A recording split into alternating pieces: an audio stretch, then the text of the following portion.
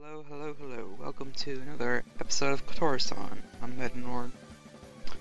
So far, things have been pretty good this series. I'm enjoying it. I'm enjoying the pace so far. Even though I think it may be a little bit slow, but I think they're doing alright. So we last left off, we had Hayori. She was kind of kicked, I guess, if you want to say, kicked down by Manabe, who basically laid it out on her, saying that leave Haruka alone. She hasn't done anything to you, so back off, type of thing. And that he kind of announced to the whole entire class that he does like her. So it opens up the episode this week with everyone in the class. They kind of do this little couple umbrella thing with Haruka and Manabe's name on it. And so it just shows you that the whole class, even the class, ships these two together. It's pretty funny. And Haruka, she's embarrassed. Manabe, for the first couple minutes, acts like he's embarrassed, but he's kind of like, "You guys left out the best part," and they're like, "What are you talking about?" He draws all these like hearts, and he's like, "You left out the hearts at the top of the." That was pretty funny. So it's fun watching him, how he reacts to the normal things that should be embarrassing, but he's just like, no, it's he likes it. So it's pretty funny.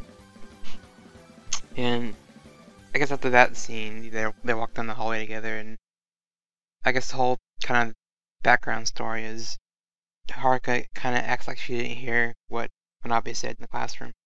So, and Manabe doesn't know that she was outside with Yuriko, so it's like they got this hidden secret behind that he doesn't know about it, and she can't say anything, because I think Haruka's still struggling with the idea of getting close to someone. I know in the past she's never really gotten that close with anyone, so it's kind of, I guess she just want to open up to someone this early, because, she's probably in her mind thinking, oh, this is not gonna work out, it's gonna fall apart. But anyway, we get to the club, and it's kind of funny. It's just Daichi and Haruka for the first few minutes, because the other two are busy with other things.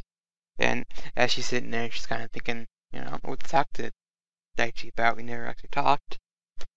And he kind of like does something pretty funny that seemed kind of out of character, but it kind of matches with the I guess Manabe's type of thing. But Daichi kind of visions like a lab type of thing with Haruka, like he's gonna dissect her brain because she's psychic and all this thing. So she has the daydream of him strapped her into a bed. She's gonna get operated on. And before anything gets too dark, Yuriko and Manabe walk in. And they're like, what did you do? And kind of ignore it, type of thing. This is pretty funny. Seeing Daichi actually enjoy messing with her was kind of hilarious for me. He's the quiet character right now, if you don't know much about him. But of course, Yuriko kind of tells him that Manabe's the only one supposed to be doing that to Haruka. It's kind of not the same when you do it when someone else does it to her. And she almost blurts out that Haruka likes Manabe, but she's like, "Oh, I can't say that. I'm not supposed to know that yet." So it's kind of funny. But the other parts where she tied Daichi up like this, tied him up because he was kind of getting out of hand for, I guess, for Haruka. And they got the subject of making food, and because they're gonna eat lunch in the club room. So then I guess Yuriko's just like, "Why don't you make lunch for Manabe?" It's not a girlfriend boyfriend thing. She was thinking, she's like, just as a friend, trying to like, I guess she almost looks like she's trying to help Haruka a little bit, but yeah. Of course, Haruka's like, that's kind of a private thing that she doesn't really want to do for someone else. So I've never actually cooked for anyone, so I guess it is a little intimate to have someone you like cook lunch for you or make something for you or things like that. So I guess Yuriko kind of challenges Haruka, like, why don't you make him a lunch for a couple of days or something like that, just to kind of build towards something. And before club events, they go karaoke, which is a typical high school thing, I guess, in anime. I see a lot happen.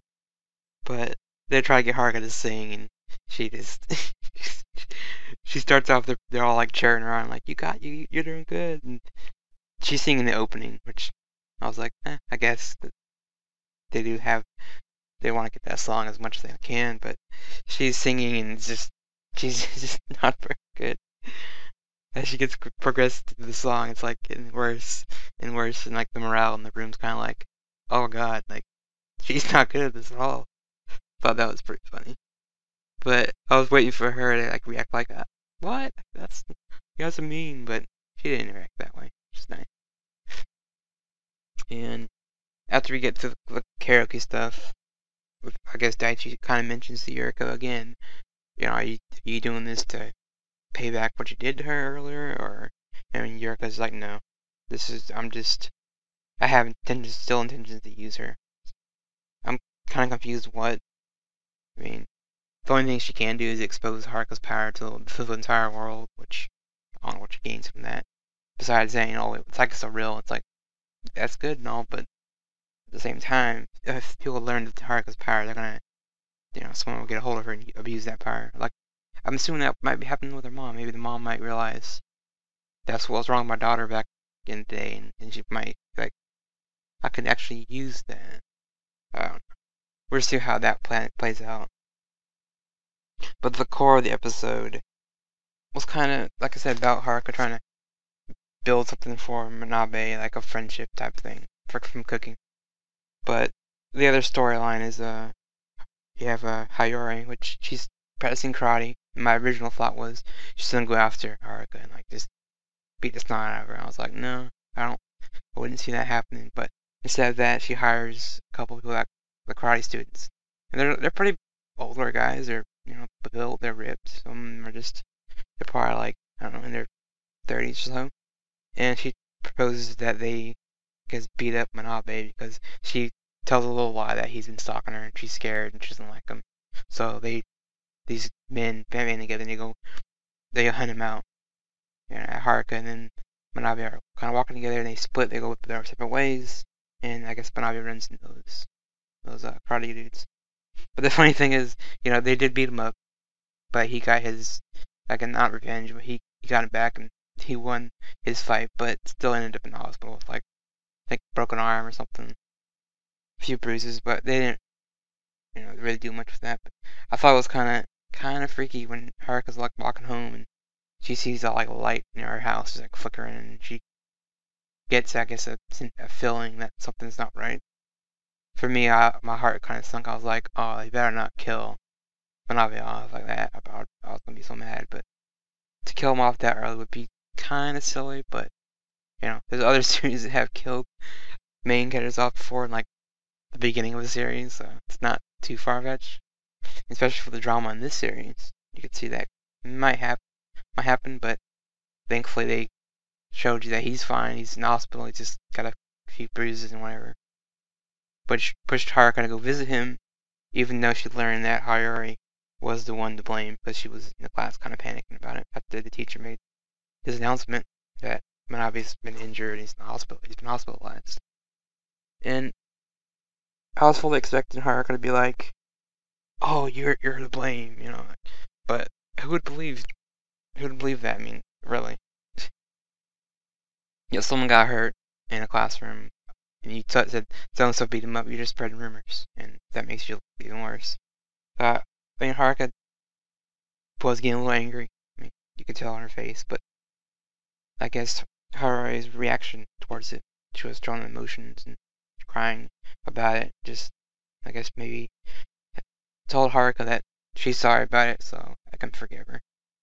But that's not even the worst part of the episode. Or I guess the most dramatic point is Haruka's outside the Manabe's room, and she's kind of like overthinking herself that he got hurt because of me.